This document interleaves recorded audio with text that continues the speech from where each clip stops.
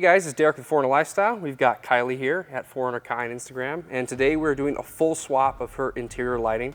Right now you've got diode, right? Yeah, they're super bright, they're great, but I wanted the red light not only for nighttime, but also to avoid the bugs coming into the 4Runner when I'm sleeping in there, so it'll be great. That's a good reason. Yeah. So she's got the Dow Dynamics interior lighting kit right now, but we're fully swapping to the Meso Customs dual color interior lighting kits. We've got the map lights, hatch lights, and the dome light. These are all the dual color options, so you can switch between the white and the red LED. Like you were saying, red light's advantageous. You can switch between the white and the red with these. They're way brighter than your factory ones, but that red light doesn't affect your natural night vision, and it's least attractive to bugs. So if you're looking for just kind of like all-purpose camping lights, this is the way to go. There's a holy trinity of interior lighting upgrades. I'm so excited. Let's get started.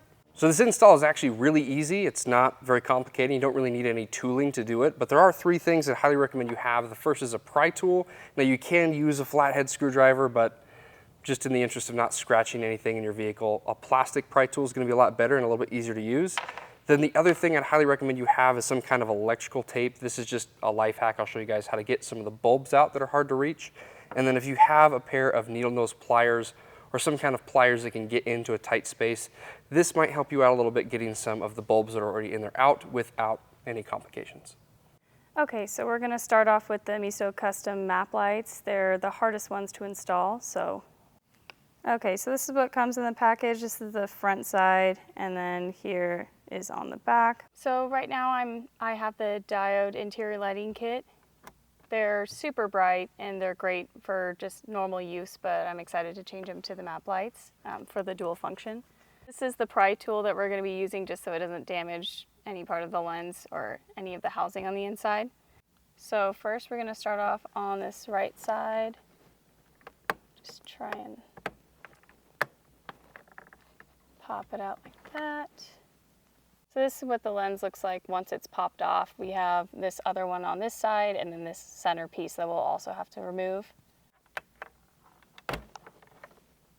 So for this middle piece, you can just pull it right out. And this is what it looks like when it's removed. So this is the part where the electrical tape and the pliers might come in handy. It might just be a little bit easier. They're just kind of little tricks that we do to try and pull out the bulb, so it's just that easier not to lose them. So the one bulb right here and one bulb right there. So these can actually be kind of hard to get out because when you go to pull them out with your fingers, the space is really tight and the bulbs themselves in there are really tiny. That's what the diode ones look like, and the factory OEM ones are actually going to be glass, and they're going to be a lot more slippery and they're going to be hard to remove. So there's a couple different methods you can use to actually remove these. You can pull the whole unit down and then get them from the backside, but I've never done it that way. What we're going to do is one of two methods. We're either going to use a pair of pliers or we're going to use electrical tape to get these bulbs that are in there out. So again, if you try and put your fingers up there to pinch the bulb, you'll find that it's just a tight spot. It's hard to get your fingers on them. But a quick, easy life hack is if you take some electrical tape, you're going to cut a piece of electrical tape roughly 2 to 3 inches long. So then with your roughly 2 to 3 inch long piece of electrical tape, you can wrap this around the bulb, and then it's going to create a tail on the backside that you pinch together, and that tail is what you're going to pull on to try and get the light out. Sometimes this works really well, sometimes it's kind of a pain and it doesn't work really well, but you're basically going to wrap it around the bulb and then pull on that little tab, the tail that you've created with the electrical tape. Sometimes that will get the bulb out no problem. Other times you're going to want to use something like needle nose pliers, and you're just going to slide the pliers back up around the bulb. Now if the bulb you're dealing with is glass, I'd recommend taking the electrical tape and wrapping it around the tips of your pliers, just maybe 2 or 3 times. That's just going to give you a soft tip so that you don't scratch anything back up in there or break the bulb. Gives you just a little bit of cushion to pinch the bulb with. So we've got the electrical tape wrapped around our pliers, just like that. And I'm going to slide them up in, I'm going to pinch the bulb, and you have to go all the way around the bulb to the back and then pull down. This can be a little bit tricky, but there we go. Bulb just popped out.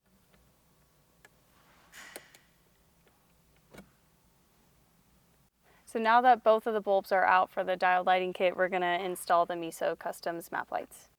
This is the back side of the map lights, and these two pieces are going to be installed the exact same place that we removed the bulbs from. So all three of the pieces are connected by the wires, but we'll first start with plugging these pieces in, and then we'll put the middle piece in. Okay, so when you're installing, just make sure that this piece is on the bottom and that these two buttons are facing the headliner.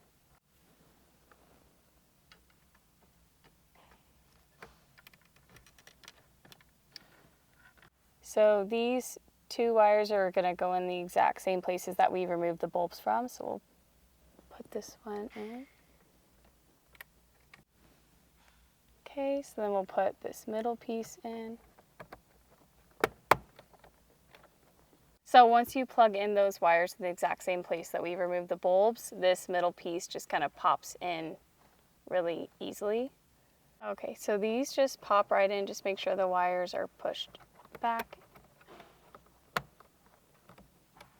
Okay, so now the map lights are installed. Just make sure that you push them in all the way, because if you don't have it lined up, then it might not turn off and on, but these are them on and off.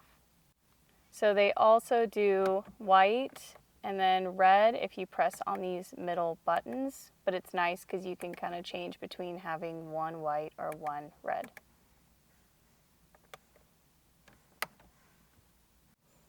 Okay, so they have the option of doing white and red, and the middle buttons change them from red to white.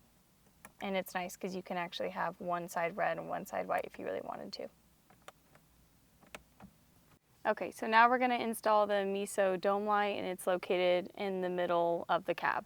Okay, so the easiest way to remove the dome light is to pop the lens out. So I'm going to start near, and it should look like this once removed. Now we're going to use the pry tool to pop this out. So here's the bulb that we removed with the pry tool. So this is going to plug into where that bulb was, and then just make sure that when you're installing that this lower part is on the bottom half of the dome light. Now we have the bulb in, but there's tabs on the top and in the bottom. So we're first going to start with the bottom tabs. Pop those in, and then pop those in. Okay, so now the dome light is installed. This is what it looks like with the white light, and this middle button turns it to red. It'll be really great for when I'm camping or just at nighttime when I want the red light. So now we're going to install the hatch lights, and let's get started. So these are the hatch lights. I'm running the diode interior lighting kit. They are LED lights, and they're not the stock incandescent lights. So I'm excited to be able to change them to the Meso Customs lights. Okay, so we'll first start off with using the pry tool to pull off this lens. Okay. Okay, so this is what the housing looks like once it's pulled out. You can see the easiest way is to push in on these side tabs and pull out. And then also we'll need to unplug this and remove the entire housing. Cannot see. Okay. So the easiest way to pull this out is there's a little tab right here. We're just going to push down and pull out. Perfect. So now we'll remove this other side. And this is what it looks like once it's removed. And you'll press on this tab right here to pull it out.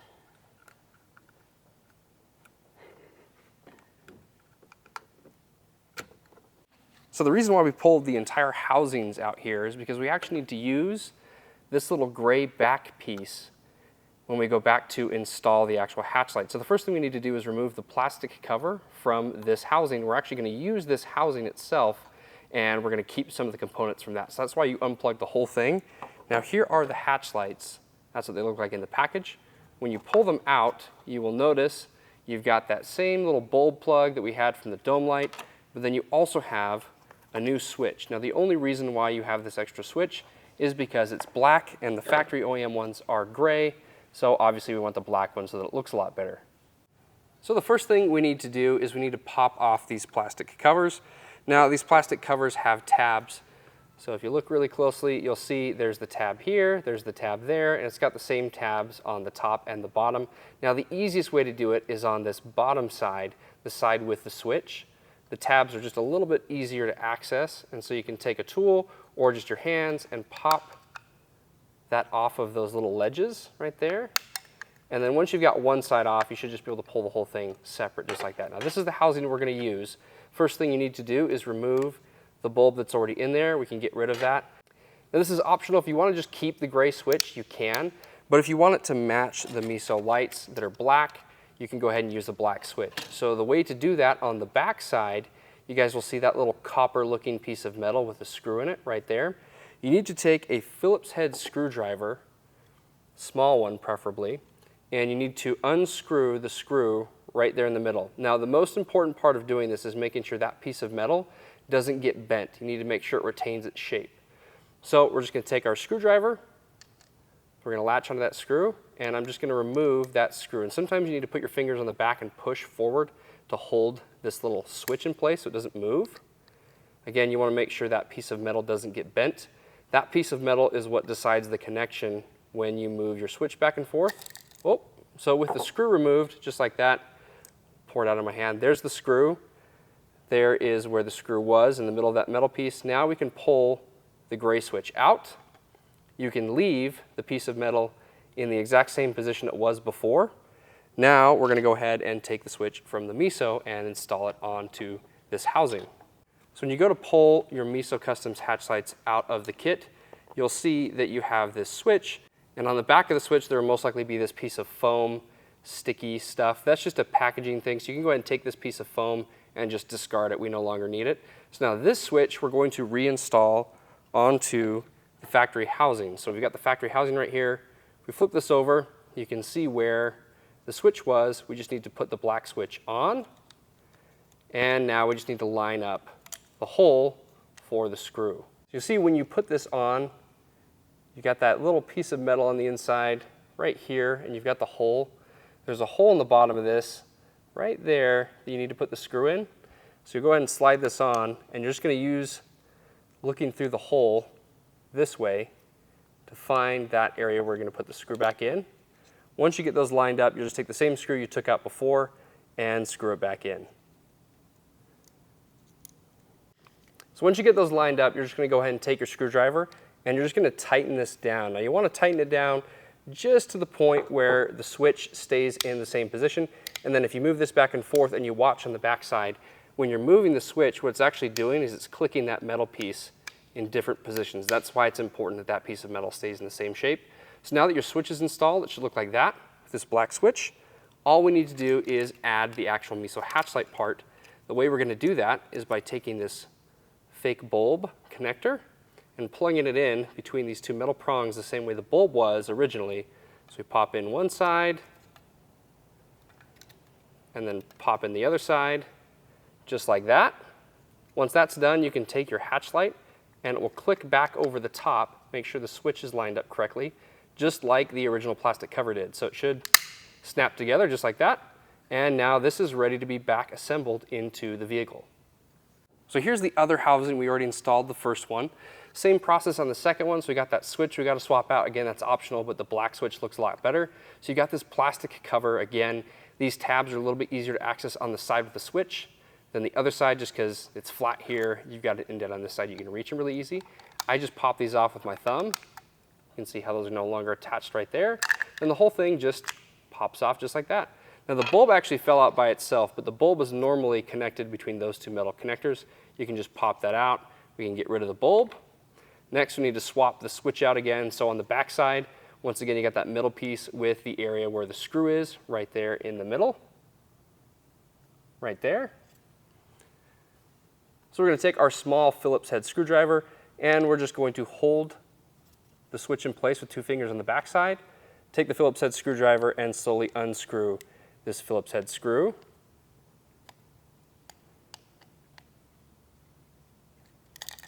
Oh, careful not to lose that screw, but once that's gone, you can go ahead and collect your screw, set that aside really quick. This metal piece right here is loose as well, so be careful not to lose that. You can now pull your switch out and get rid of your gray switch. Once again, we're going to grab the black switch from the Meso Customs kit. With the black switch, we're going to go ahead and put that on this side and make sure you line it up with the hole on the metal piece on the back right here. So I'm lining up the hole that's in the pillar right here for the screw with this hole we just pulled the screw out of on the metal piece. We're going to go ahead and line those up. Now you'll notice on your switch that there is a ledge. So on this side of the switch, it's actually a raised edge, and on the other side, it actually sits flat. You want the raised edge to go towards the inside of the unit, so this way.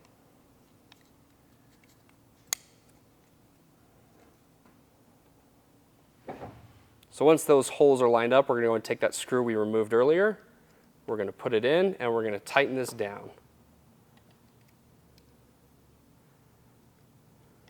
Once that's tightened down with your Phillips head screwdriver, you want to go ahead and just move your switch back and forth. Make sure it clicks in each position. Once you can see that it's clicking in each position, you're ready to install the hatch light itself. The hatch light, you're going to take this bulb, you're just going to pop it again between those two metal prongs we had before, just for the bulb, just like that. And then this whole thing can just install. Make sure that you have this opening for the switch on the bottom. Make sure your wires are tucked inside the housing, and then it just clicks on top of the housing just like that. So now we have the whole housing assembled. All we need to do is plug it back in and pop it into the hatch. So we'll take this piece and plug it back in like that.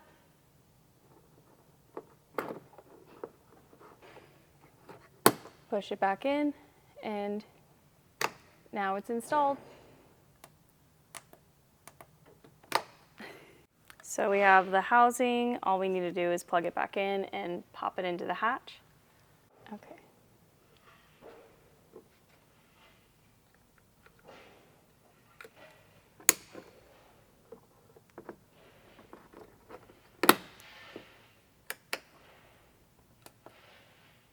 Just remember when you're putting the housing back in to make sure the switch is on the bottom near the speaker. Okay, so now that both of them are installed, the switch does work like the OEM light, so it can be on just when the doors open or all the way on, and they can switch back and forth from red to white. So now we have all the Meso lights installed. We have the map lights, the dome light, and the hatch light. They all can switch from white to red, and so that'll be really great for driving, going camping late at night, just needing the red light that doesn't attract the bugs, and also just for my night vision. So I'm really stoked. It looks really great. So in addition to that, if I ever need just the bright white, it's just a quick press of the button and right back to red if I need it. All right, guys, so that's it. We've finished installing the lights on Kylie's. What are you most excited? Which one are you most excited for of the three? I think the hatch lights, just because they're going to be used the most often, especially when I'm sleeping in the 4Runner and I need to open the hatch, or just late at night camping. So I'm excited. Definitely the most practical. They're awesome. Hatch lights are my favorite. I love them. They're awesome. Everything you saw in this video, all the Meso lights, they're available on our website, 4Runner Lifestyle. I'll link them down there in the description. Thanks you guys for watching, and we'll see you guys out on the trails.